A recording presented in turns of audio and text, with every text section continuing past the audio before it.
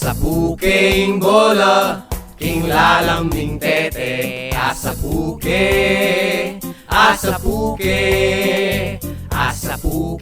bola, king lalamning tete. Asa puke. Hindi ka sumunod sa ating usapan na magkikita tayo doon sa ating ipungan na sabi mo ay may dala kang regalo, bola para sa aking kaarawan. Ngunit wala ka, hindi ka nagpakita.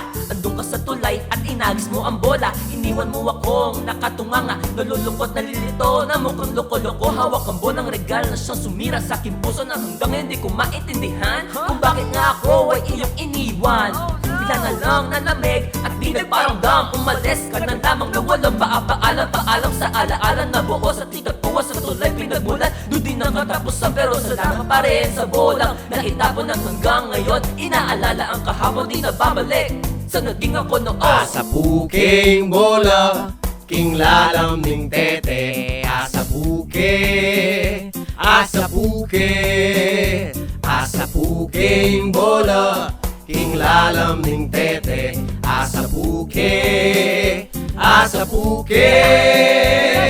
Ang sabi ni nanay, iwasan na kita. Ang sabi rin ni tatay ay hindi ka maganda. Ang kapal ng mukha para gawin ito, hindi pa pinanganak ang gagawa sa akin ito. Alam mo ba na ang dami-dami nang nababaliw na sa akin ay lahat sila ay naaaliw. Alam kong bandang huli, ikaw ang magsisisi. Wala ka nang makikita na katulad ko na lang. Hindi gugustuhin na balikan kita muli. Di ko maintindihan mga magulang mo. Ang sabi ng tatay mo, bastos daw ako. Tinanong niya ako, asan ang nanay mo? Nagalit siya sa mga pinagsabi ko. Ang sabi ko, chupa babo, titipane, kasama lola ko. Mahal na mahal ko yung kasi apuke, pero mabagal maglakad kasi titikul ne. Kung siya ay mahuhulog, oy, asa puke. Asa puking bola, king lalamning tete.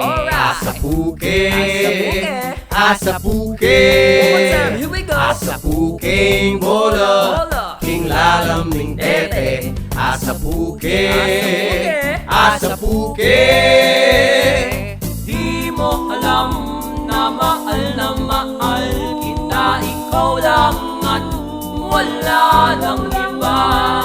Huwag kang mag-alala, hindi ako mag-aabol. Isusumbong kita sa nanay ko. Asa puking bola, king lalamning tete. Asa puking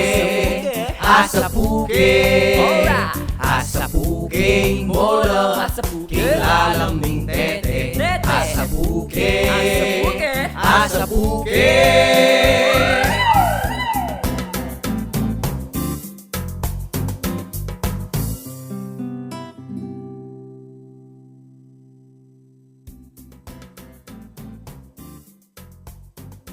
Asa puking bola, king lalamning tete.